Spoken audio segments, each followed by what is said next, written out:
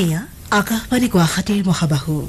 এতিয়া দৃষ্টিপাত অনুষ্ঠানত শুনক মাননীয় প্ৰধানমন্ত্ৰী শ্ৰী নৰেন্দ্ৰ মোদীৰ মন কী বাতৰ 100 খণ্ড সম্পূৰ্ণ হ'বলৈ ওলোৱাৰ প্ৰাক মুহূৰ্তত অসমৰ মাননীয় ৰাজ্যপাল গুলাবচন্দ কাটাৰিয়াৰ সৈতে হোৱা এটি সাক্ষাৎ গ্ৰহণ মানৱ প্ৰতিম শৰ্মাৰ।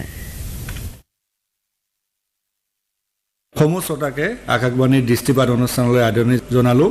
আমি সকলোৱে জানো যে দেওবাৰে দেশৰ প্ৰধানমন্ত্ৰী নৰেন্দ্ৰ মোদীৰ মন কী বাতৰ 100 খণ্ড সম্পূৰ্ণ হ'ব। এই সন্দৰ্ভত আমি কথা পাতিবলৈ আজি আমি ৰাজভৱনত উপস্থিত হৈছোঁ আৰু আমাৰ সৈতে আছে অসমৰ মাননীয় ৰাজ্যপাল শ্ৰীযুত গুলাবচন্দ কাটাरिया महोदय। माननीय राज्यपाल महोदय, आपका आकाशवाणी दृष्टिपात कार्यक्रम में आपके साथ स्वागत है। धन्यवाद आपका बहुत बहुत। सर, जैसे कि हम जानते हैं मन की बात 100 एपिसोड रविवार को ख़त्म करने वाले हैं और यहाँ आपके मार्गदर्शन में, आपकी उपस्थिति में यहाँ भी कार्यक्रम होंगे। सर, पहले आपसे यह जानना चाहते हैं कि मन की बात देश के लिए, देश की बात कैसे बनी, मन की बात पर आपकी टिप्पणी क्या है सर? मैं राजनीति में 40-44 साल से काम करता हूँ, लेकिन पहली बार किसी प्रधानमंत्री ने अपने काम से और जनता की समस्या से मन की बात के इस माध्यम से जुड़ने का प्रयास किया। जो कुछ उन्हें कहना था वो भी उन्होंने कहा और जनता से और जनता के लोगों से जो सुनना था उसको भी उन्होंने उसका हिस्सा बनाया। और सबसे बड़ा जो क्रांतिकारी उनका जो सोच था वो ये था कि माध्यम बनाया रेडियो। कारण क्या है कि आज भी टीवी बहुत आगे तक पहुंचा, लेकिन हर कॉमन आदमी के घर में आज भी टीवी उपलब्ध नहीं है। लेकिन रेडियो पिछले वर्षों से चलते चलते आज की तारीख में चाहे उस गांव में और कोई कनेक्शन हो या ना हो, पर हमारे यहाँ ट्राइबल के पास भी एक रेडियो में गाने सुनने का उसका जो स्वभाव है, इसका मतलब रेडियो वहाँ पहुँच गया। तो जिस माध्यम को उन्होंने चुना, उस माध्यम से उन्होंने देश की संपूर्ण जनता को, सब प्रकार के लोगों को अपनी मन की इच्छा से और देश की परिस्थितियों से स्वयं भी परिचित होना और लोगों को भी जैसा वो काम के बारे में सोचते हैं उसके बारे में उन तक भी अपनी बात को पहुंचाने का एक सशक्त माध्यम के रूप में मन की बात शुरू की है। और ये एक सौभाग्य है कि उन्होंने अक्टूबर 14 से शुरू किया और निरंतर बिना किसी प्रकार के खंड के हर महीने के अंतिम रविवार को, अब सामान्य जनता को पूछना नहीं पड़ता है कि मन की बात कब होगी। बिल्कुल, देश की जनता ये जानती है कि मन की बात महीने का अंतिम रविवार जो होगा और वो 11 बजे होगा। तो एक तरह से जनता धीरे धीरे जुड़ते जुड़ते आज की तारीख में देश की जनता का एक बहुत बड़ा भाग प्रत्यक्ष रेडियो के सामने बैठ करके मन की बात को सुनने की अभ्यस्त हुई। और उन्होंने भी लोगों की तरफ से कुछ सुझाव, कुछ उनकी समस्याएं उन तक चिट्ठी पत्री से भी भेजने के लिए उनको आमंत्रित किया। उसके कारण से लोगों के मन में जो विचार आते हैं देश भर के विभिन्न कोनों से भी, वो उनके यहाँ आने लगे। तो उसमें से इकट्ठा करके कौन सी बात का जवाब देना अगले एपिसोड में है उसको आइडेंटिफाई करते हैं।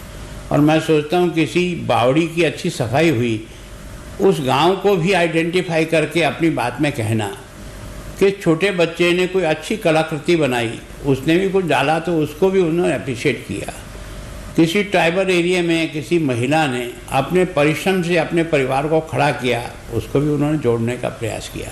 तो मैं सोचता हूँ उन्होंने देश की जनता को मन की बात के माध्यम से अपने साथ जोड़ने का प्रयास किया और उसमें वो सफल हुए। जी सर, अगर हम लोग पूर्वोत्तर की बात करें, जैसे प्रधानमंत्री जी कहते हैं पूर्वोत्तर को ग्रोथ इंजन बनाना है, उसके दिशा में काम कर रहे हैं। ए फॉर असम कहते हैं, असम को सबसे आगे ले जाना है। तो सर, आपके विचार से मन की बात के जरिए देशवासी को, पूरे के पूरे देशवासी और बाहर के लोग भी पूर्वोत्तर को कितना जानने में सक्षम हुए? देखो क्या है कि पूर्वोत्तर की जो समस्या है उसको उन्होंने पकड़ा। पूर्वोत्तर में अशांति क्यों है, पूर्वोत्तर का जितना विकास होना चाहिए उस पर वो हिस्सेदार क्यों नहीं बना, उसको आर्थिक दृष्टि से मजबूत करने के लिए जो इंफ्रास्ट्रक्चर डेवलप होना चाहिए था वो क्यों नहीं हुआ, और यहाँ जिस प्रकार की छोटी मोटी समस्याएं हैं उनको बैठ करके बातचीत करके उनको विश्वास में लेकर के उनको मुख्य धारा के साथ जोड़ने का प्रयत्न करना, और इसके कारण से देश का ये शायद पहले प्रधानमंत्री होंगे जिन्होंने पूर्वोत्तर की इन 9 सालों में जितनी यात्राएं यहाँ की है, जितनी बार ये आए हैं, अगर इसके पहले के सारे प्रधानमंत्री के कार्यकाल को भी जोड़ लें तो इनके अकेले जितनी बार आए हैं उतनी बार सारे प्रधानमंत्री जो हिंदुस्तान में रहे हैं उन सबको भी जोड़ लें तो नहीं जोड़ा। एक दूसरा क्या है कि इंफ्रास्ट्रक्चर डेवलपमेंट होने के कारण से विकास आ रहा है। विकास से एक साथ में लोगों को समझाइश से शांति स्थापित हुई तो रोजगार बढ़ रहा है, एजुकेशन बढ़ रही है, यहाँ के बच्चे बाहर जा रहे हैं, बाहर के बच्चे यहाँ आ रहे हैं, तो आपस में एक दूसरे के सामंजस्य और एक दूसरे के प्रेम भाव जो है वो बढ़ रहा है। प्रति महीने किसी न किसी केंद्रीय मंत्री को इस एरिया के किसी न किसी भाग में भेजते हैं। एक तरह से जो इंटीरियर बिल्कुल बॉर्डर स्थान है उस बॉर्डर को भी कोई न कोई जाकर के देखे, बॉर्डर के गांव में रुके, वहाँ की समस्याओं को समझे, वहाँ के लोगों की भावनाओं को समझे, तो एक तरह से वहाँ तक। बाकी तो हेडक्वार्टर से आगे तो कोई नेता जाता ही नहीं था, तो गांवों तक पहुँचने का जो अप्रोच है वो इस मन की बात के आधार पर उन्होंने अपने लोगों को भी डाला और गांव के लोगों को भी इससे जोड़ने का प्रयास किया। हम लोगों को भी बराबर निर्देश है कि बॉर्डर भी जाकर देखो, बॉर्डर के अंदर रुक कर के देखो बॉर्डर की स्थिति क्या है, यहाँ लोगों के आपसी सामंजस्य में कहाँ कमी है, क्या चीज़ और की जा सकती है। तो एक तरह से उन्होंने कमियों को निकालना, उनका जीवन बेहतर बनाना, क्षेत्र के विकास के लिए सब प्रकार के एयरपोर्ट बने, रेलवे पहुँचे, रोडों का नेटवर्क बना, 4 लेन 6 लेन, और सारा का सारा प्रधानमंत्री ग्रामीण योजना जो अटल जी ने प्रारंभ की उसका लाभ मिला। फिर उन्होंने जो योजनाएं बनाई है वो 100% छूने वाली योजना है। अगर उन्होंने स्वच्छता का अभियान लिया तो हर घर में शौचालय बनाने की ये जोड़ लिया, सामुदायिक शौचालय भी बना दिया। उन्होंने अगर जोड़ाग में ही हर गरीब का मकान बने तो उन्होंने 100%, 2 4 10 नहीं, 100% जो उस कैटेगरी में आते हैं प्रधानमंत्री आवास योजना से उनको जोड़ दिया। डायरेक्ट बेनिफिट योजना की जितनी योजनाएं हैं वो सारा पैसा अब कैश में नहीं जाता है, सीधा उसके खाते में जाता है, जिससे उसके साथ जो बेईमानी होती थी वो किसी तरह से बच गई। तो एक तरह से उन्होंने कोविड वैक्सीन के बारे में जो प्रयोग किया, एक इतना संकट आया कि लगा था कि देश का होगा क्या, लेकिन उन्होंने लोगों को थाली बजाओ, ताली बजाओ, ये करो वो करो, तो सारी जनता को उन्होंने सीधा उस समस्या से जोड़ करके उसको आत्मविश्वास के साथ मुकाबला करने के लिए प्रेरित किया। उन्होंने आयुर्वेद के माध्यम से जो घरों में ही अपने नुस्खे हैं उसके आधार पर भी आप कोविड का मुकाबला कर सकते हो। कोविड की जो वैक्सीन बनी है उसको लगाने के लिए भी जिस तरह से हायरार्की बना करके एक के बाद एक के बाद एक के बाद एक दिया तो कोई उठापटक नहीं हुई। नहीं तो आपको लग रहा, मुझे नहीं लग रहा तो मैं लड़ेंगे। उन्होंने क्राइटेरिया बना दिया, हमारे भी लगेगी तो कब लगेगी। तो एक तरह से उन्होंने देश की सामान्य जनता को भी अपने हर कार्यक्रम से जोड़ने का, घर घर पानी पहुँचेगा, अब ये कोई सोच भी नहीं सकता है कि ये किसी, और उन्होंने जो योजना बनाई वो किसी जाति धर्म के लिए नहीं बनाई, सब लोगों को जोड़ने वाले काम को जब किया तो लोगों का मन अपने आप तैयार होता है कि जो आदमी हमारे लिए इतना कर रहा है तो हमें भी उसकी बात के आधार पर आगे बढ़ना चाहिए। इसके कारण से सामंजस्य जी। और सर, जैसे प्रधानमंत्री जी मन की बात में कहते थे पर्यटन क्षेत्र की बढ़ावा देने के लिए बात करते थे। पूर्वोत्तर में सर बहुत ज़्यादा संभावना है, आप जिस क्षेत्र से आते हैं वहाँ भी सैलानी भरे भरे रहते हैं सर। तो सर आप कैसे देखते हैं कि इस क्षेत्र का पर्यटन क्षेत्र में लोगों का आना, आवागमन बढ़ना, मन की बात से कैसे इसको बल मिला? देखो क्या है कि उन्होंने जितने भी ऐसे धार्मिक स्थान हैं, प्राकृतिक सुंदर के स्थान हैं, जो एंशियंट मोन्यूमेंट हैं, उनको उठाने का प्रयास किया, उनकी तरफ लोगों को जोड़ने का प्रयास किया। और एक सामान्यतः उन्होंने टूरिज़्म का अगर बढ़ेगा तो लोगों के साथ रोजगार बढ़ेगा। प्रकृति ने सबसे ज़्यादा सुंदरता तो उत्तर पूर्व को दी है। मैं भी जब यहाँ कई बार आया हूँ तो हम लोग चाहे ये डिस्टर्ब भी रहता था तब भी लोग यहाँ घूमने के लिए आते थे। कारण ये प्रकृति ने भी बहुत कुछ दिया और यहाँ के जैसे शंकर देव जी ने जिस प्रकार से उस समय की परिस्थितियों का मुकाबला करते हुए लोगों को अपने धर्म के साथ जोड़े रखा, संस्कारों से जोड़े रखा, तो प्रयोग किया। तो इस तरह से क्या है कि इस पूर्वोत्तर को देखने के लिए लोगों के जिया। और मैं शिव सागर में था, अब वहाँ शिव सागर में इतना मोनूमेंट है, देख कर आश्चर्य होता है कि किस तरह की हमने अपने अतीत के साथ कितना एक तरह से सम्मानजनक ब्रेवरी और मुकाबला करने वाला क्षेत्र ये रहा है। तो उसके कारण से भी उन्होंने उसको जोड़ने का प्रयास किया और अपनी बात में उन्होंने पर्यटन को भी आगे बढ़ाने का काम किया। और वो व्यक्ति जो वास्तव में सम्मान का अधिकारी है, लेकिन इतिहास में अभी तक उसका नाम ही नहीं आया, कुछ ही लोगों के नाम आए, तो उन्होंने उन सब को खोजने का प्रयास किया जिनका देश के लिए किसी प्रकार का योगदान रहा है। तो उसके कारण से कई लोगों का अतीत उससे जुड़ गया। तो एक तरह से हर व्यक्ति को लगता है कि इसमें मेरा भी हिस्सेदार है, मेरा और मेरे समाज का भी योगदान है, तो व्यक्ति का जुड़ना स्वाभाविक हुआ। जी सर, और जैसे आपने पहले बताया कि आप लंबे समय से राजनीतिक जीवन से जुड़े रहे, अभी भी सामाजिक जीवन क्षेत्र से जुड़े हुए हैं।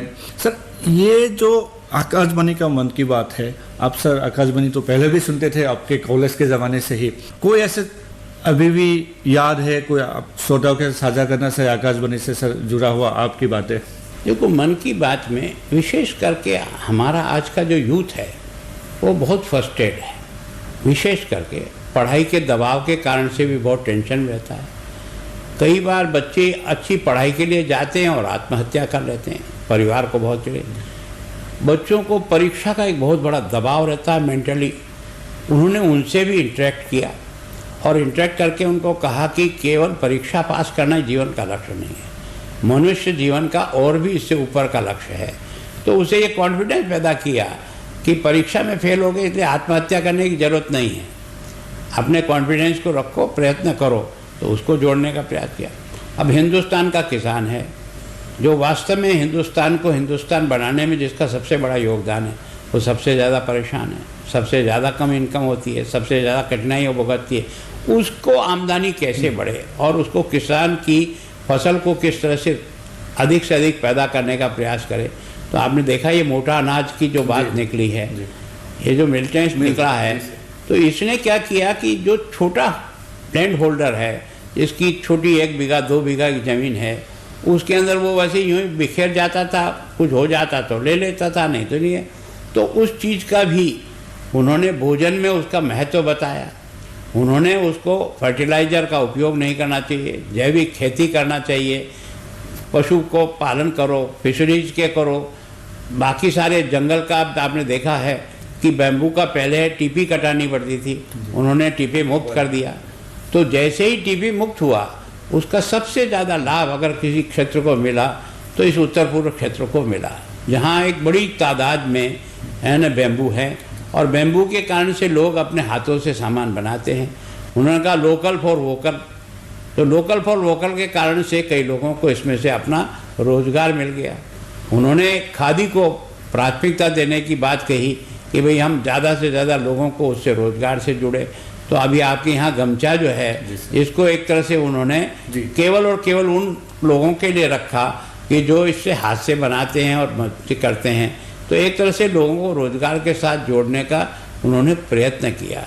और यही नहीं किया, आप ये देखो कि मैं सोचता हूँ इस मन की बात पर उन्होंने दुनिया की समस्या को भी जनता के बीच में रखने का प्रयास किया। जैसे जलवायु परिवर्तन, ये जलवायु परिवर्तन के इफेक्ट क्या आएंगे? केवल और केवल हिंदुस्तान ही इससे प्रभावित नहीं हो रहा, सारी दुनिया प्रभावित हो रही है। जो ग्लोबल वार्मिंग आ रहा है उसके कारण से बर्फ़ पिघल रहा है और समुद्र का पानी का लेवल बढ़ रहा है। तो जो समुद्र के किनारे रहते हैं उनको भी तकलीफ है।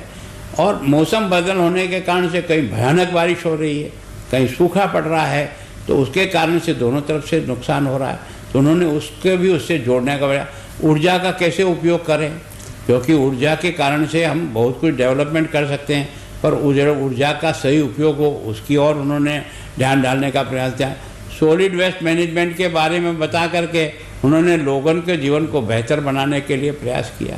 तो मैं सोचता हूँ उन्होंने हर चीज़ को, आपने देखा होगा कि हम सब लोग राजनीति जानते हैं, लेकिन जो डायरेक्ट बेनिफिट खातेदार के पास चला जाए ताकि उसमें किसी प्रकार की कोई कटौती नहीं हो।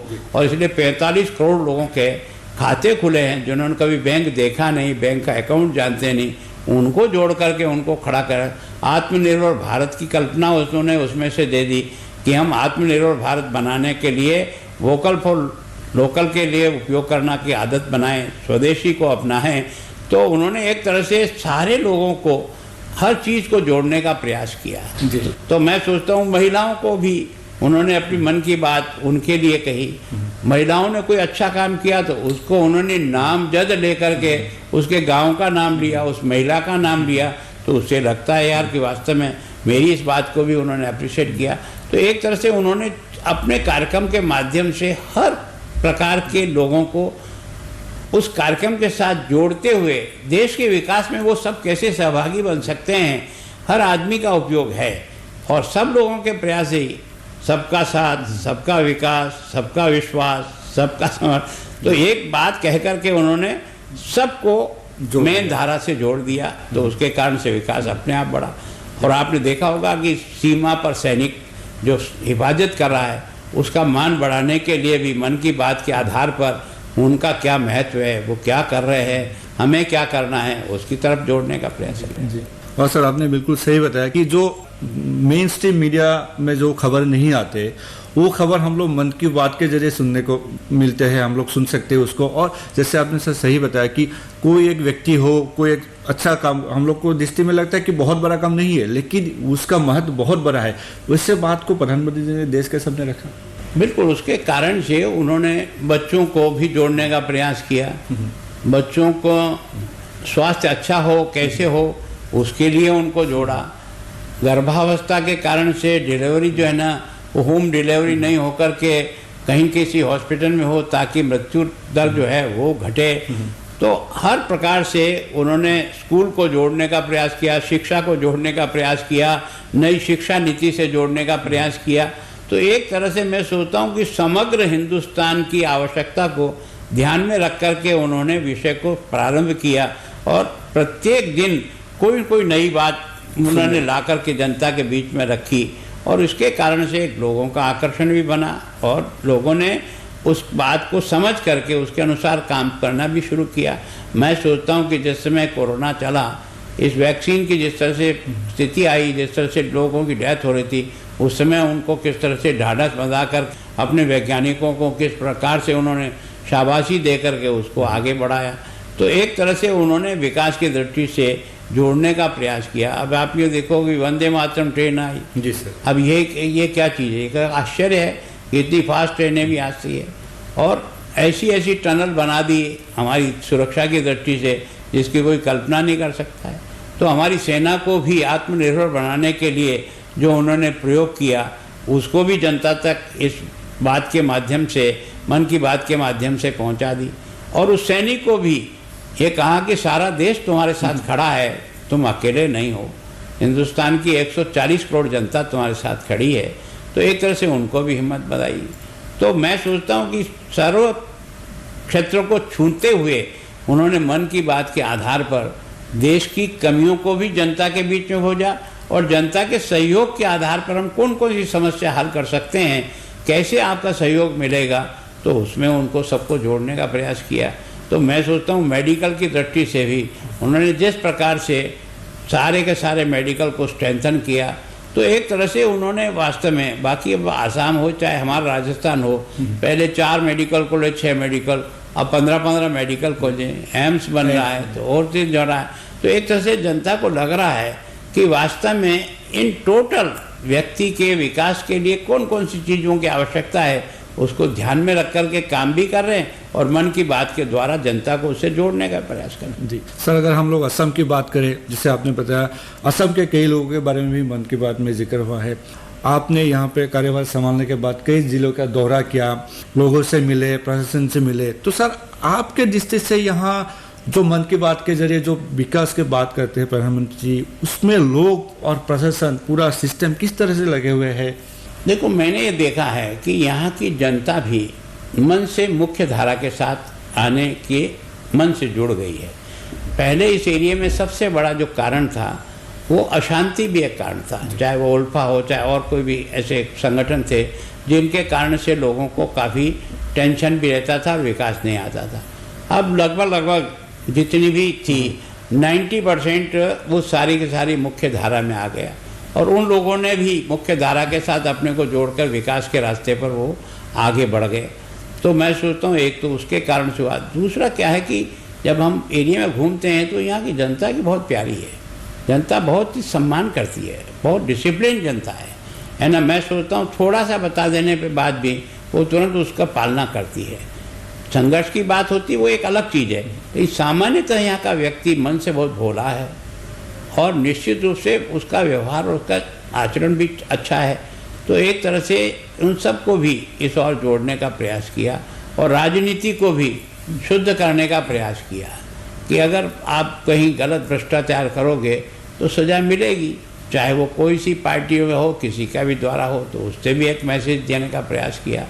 तो एक तरह से देश को जिन जिन तरीक़ों से आगे बढ़ाया जा सकता है विकास की दृष्टि से, उन छोटे से छोटे है ना। जिस दिन उन्होंने झाड़ू लेकर सफाई शुरू की थी, देश के लोगों ने उनकी मजाक सुनाई थी, ये क्या देश के प्रधानमंत्री का काम है। लेकिन आज उसके कारण से आप रेलवे प्लेटफॉर्म पे जाइए, आज रेलवे प्लेटफॉर्म आपके घर से ज़्यादा साफ मिलता है।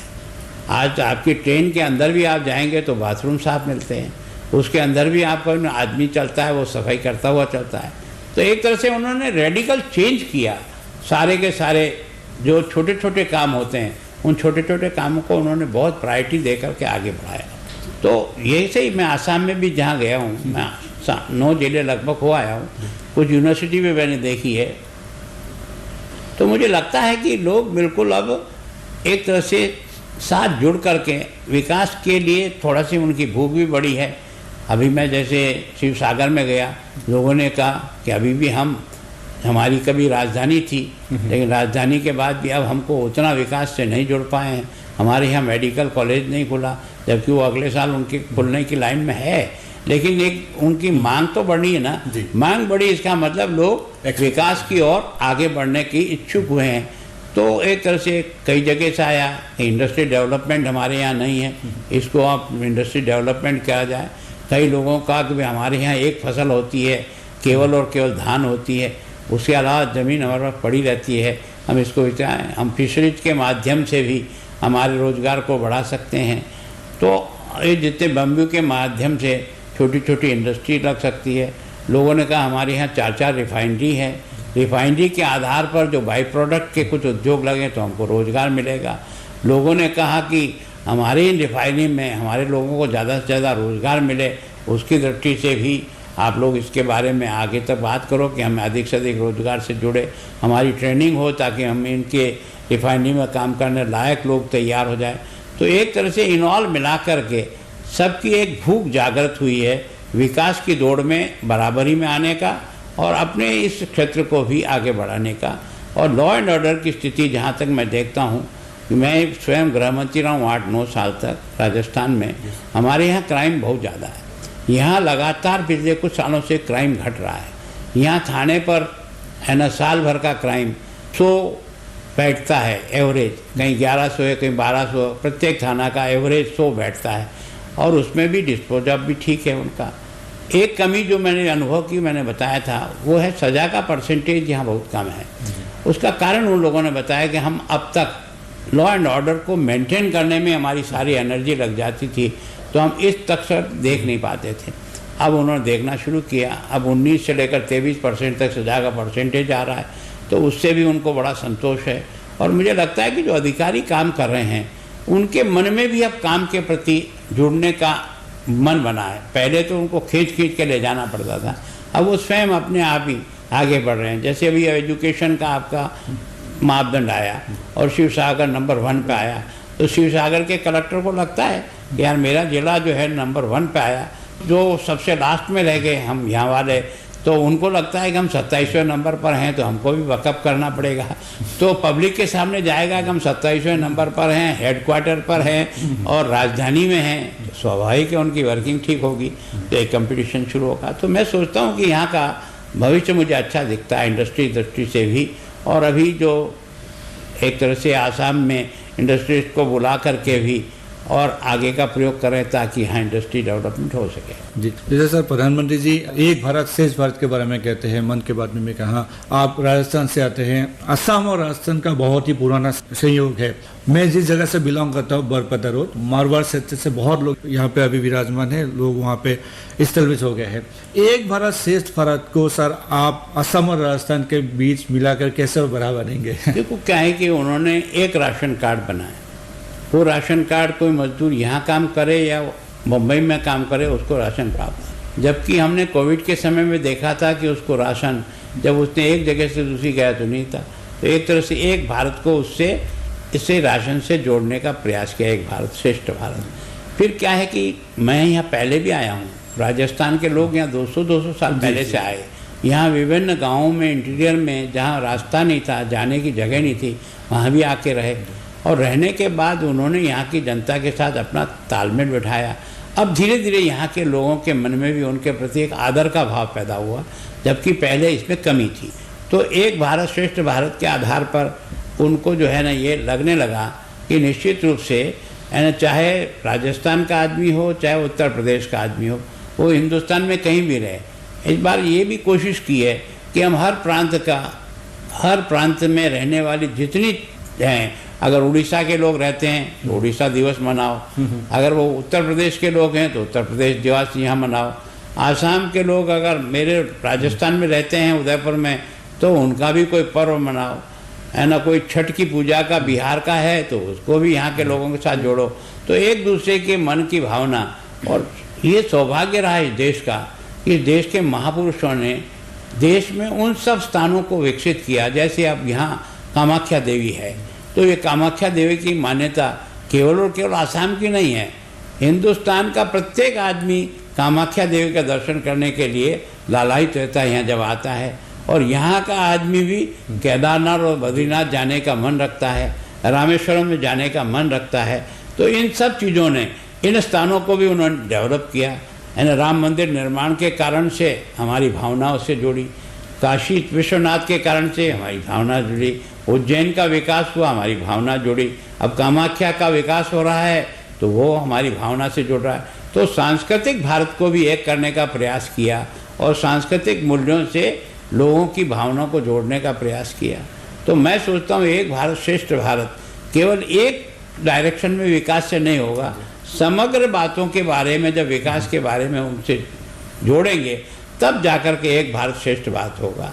तो स्टार्टअप हुआ, पता नहीं क्या क्या योजनाएं वो लेकर के आए और उसके कारण से ये नई पीढ़ी है, यूथ है, उस यूथ को विकास की धारा के साथ जोड़ने का प्रयास किया। जी, और सर आखिर में आपके साथ आकाशवाणी का लंबा संपर्क हुआ, आप लंबे समय में सामाजिक जीवन में, राजनीतिक जीवन में जुड़े थे, जैसे आपने बताया।